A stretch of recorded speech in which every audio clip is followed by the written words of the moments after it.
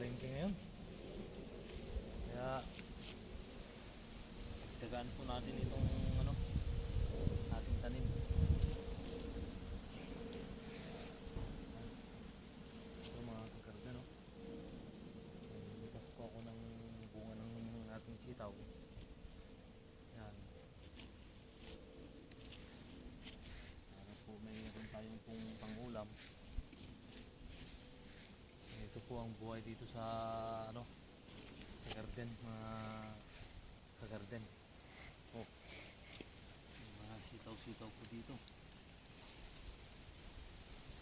Yan. Ito mga kagarden, no?